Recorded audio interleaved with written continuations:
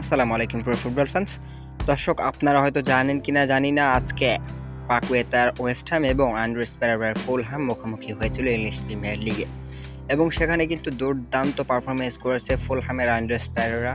মূলত আন্দ্রেস পেরেরাকে যতই দেখছি ততই যেন মুগ্ধ হচ্ছি। তার খেলা দেখে মূলত অস্কারের কথা মনে পড়ে যাচ্ছে। পার্সোনালি আমার ব্রাজিলের যে একটা অস্কার ছিল তার কথা মনে পড়ে যাচ্ছে তার প্রতিনিয়তর এই পারফরমেন্স দেখে।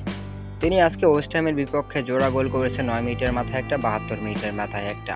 দুর্দান্ত ছিল আজকের ম্যাচটা। তবে ওয়েস্ট হ্যামে পাকুয়েতার দল, সেখানে কিন্তু তারা বল দখলে আধিপত্য দেখিয়েছিল। ৫৮% বল নিজেদের দখলে রেখে তারা কিন্তু মোট ১৫টি শট নিয়েছিল, যার মধ্যে ৪টি ছিল কিন্তু শট অন টার্গেটে।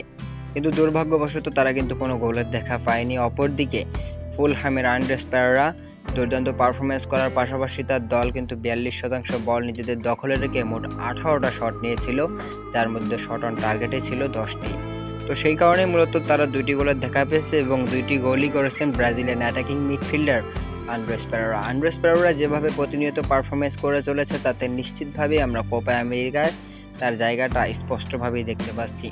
মূলত ডরিবাল জুনিয়র ভিতর থেকে পারফরমেন্স করা ফুটবলারদের তুলে এনেছে এবং তারা ব্রাজিল জাতীয় দলে খেলার পর থেকে যেন আরও বেশি আগ্রহী হয়েছে পারফরমেন্স করার জন্য।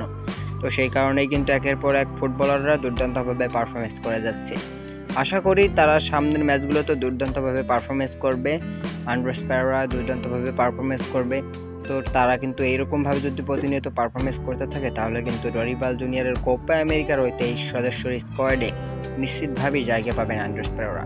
তো দর্শক, আপনারা যারা ম্যাচটি দেখেন অবশ্যই হাইলাইটস দুটো দেখবেন, তাহলে অবশ্যই বুঝতে পারবেন আন্দ্রেস পেরেরার গোলটা কত সুন্দর ছিল, কত মনোমুগ্ধকর ছিল।